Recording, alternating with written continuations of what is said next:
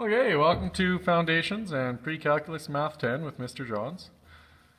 Today we are going to do section 2.6, and this is applying the trigonometric ratios. So we want to use these ratios to solve a right triangle. And when we solve a triangle, we find the measures of all the angles and the lengths of all the sides. To do this, we can use sine, cosine, and tangent ratios, remembering which is hypotenuse, which is adjacent, which is opposite. So we can use the acronym SOHCAHTOA, but really what it means is the sine of an angle equals the opposite side relative to that angle over the hypotenuse, SOH, SOH. Cos of an angle is equal to the adjacent side relative to this angle over the hypotenuse. Cos of an angle is adjacent over hypotenuse. And then tan of an angle equals the opposite side relative to that angle over the adjacent side. T, tan, opposite, adjacent. So, first let's find the measures of all the angles. Here we have triangle GHJ, and to find the measure of angle G is our goal. So HJ relative to that is opposite to angle G. GH is here, and it's right beside, and it's not the hypotenuse, so it is adjacent to angle G. And tangent is the ratio which relates the opposite side to the adjacent side, so we'll use tangent. So tan of G is equal to the opposite over the adjacent, which is equal to HJ over GH,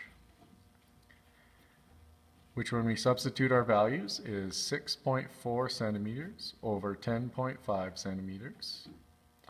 Then we need to use tan inverse to come up with our solution. So tan inverse of 6.4 over 10.5.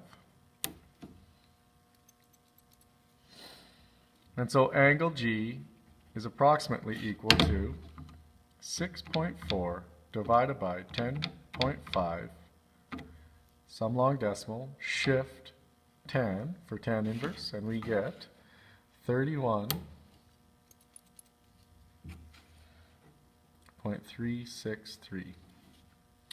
So this is basically, to the nearest degree, is 31 degrees. And to figure out angle J, we can just subtract 90 minus this angle, and we should get it. And so 90 minus 31 degrees is equal to 59 degrees. We could have also used a ratio of GH over HJ and then the tangent ratio to figure it out, but just using 90 minus the angles just as well. So to do this one, it's very similar. We want to find the measure of angle K. Angle K is here. MN is across from K, or it is opposite. NK is beside it, and it's the longest side, so this is the hypotenuse. And opposite over hypotenuse, we use sine ratio. So sine of K is equal to the opposite side, which we'll say is MN, over the hypotenuse, which is KN. So sine of K, we'll substitute now, is 7.2 over 7.8. And therefore, sine of K is equal to, again, 7.2 over 7.8. And now we'll take the sine inverse of 7.2 over 7.8 to bring sine across the equals. So 7.2 divided by 7.8 equals 0.92, shift sine, and we get angle K is approximately 67.3801 degrees, which is equal to 67 degrees. To figure out angle N, we want to subtract 67 from 90, and we get 67 again. So we get 23 degrees. So this angle is 67, and this angle is 23. And all the angles in the triangle will add up to 180. Okay, so now let's find the length of all the sides. So find the unknown side lengths. So we want to know this one, and we want to know this one. We're given angle S. TU is across the triangle, so this is opposite to angle S. ST is the longest side opposite the right angle and is therefore the hypotenuse.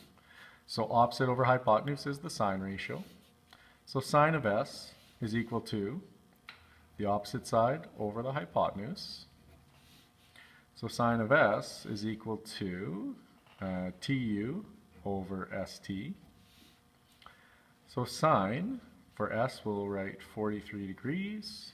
TU will be 18.4 degrees, or 18.4 meters over our ST, which is our unknown length. Now we'll solve for ST by multiplying both sides by ST. And then I need to